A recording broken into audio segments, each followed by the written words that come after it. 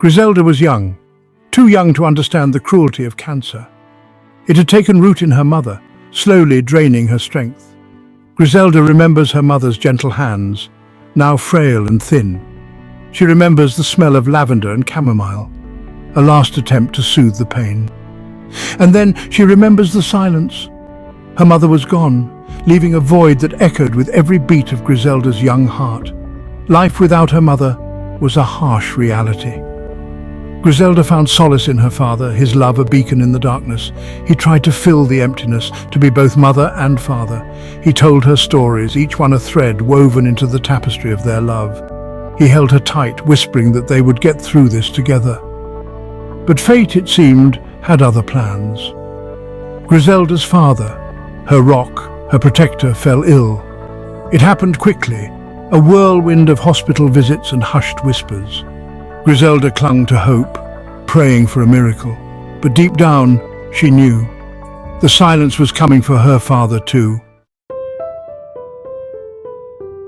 The day her father died, the world went quiet. Griselda sat by his bedside, clutching his hand as his breath grew shallow. She wanted to scream, to rage against the unfairness of it all.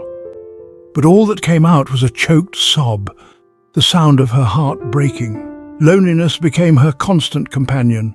The house felt empty, filled only with shadows and memories. She moved through life in a daze, the pain a heavy weight on her chest. She longed for her parents, for their voices, their laughter, their love. One night, as Griselda sat in her room, tears streaming down her face, she picked up her guitar. Music had always been her refuge, a way to express the emotions she couldn't speak.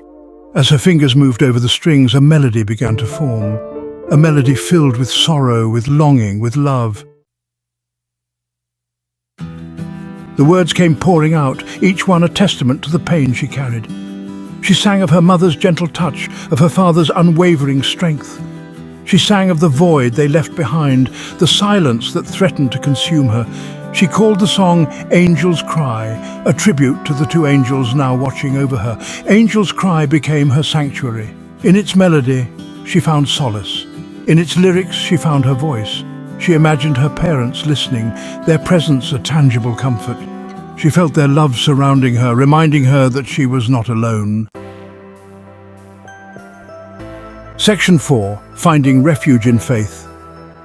Griselda found strength in her faith. She prayed, pouring her heart out to God. She sought solace in Scripture, finding comfort in its words. She clung to the belief that her parents were in a better place, free from pain and suffering.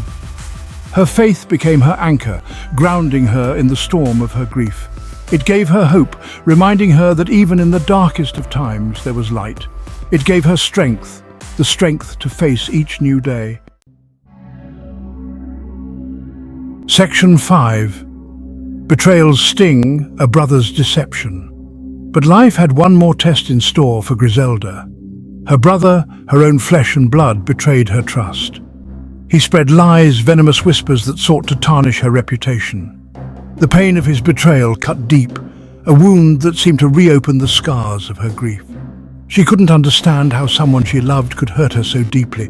It felt like another loss, another layer of grief added to the already heavy burden she carried. She questioned everything, her faith shaken to its core.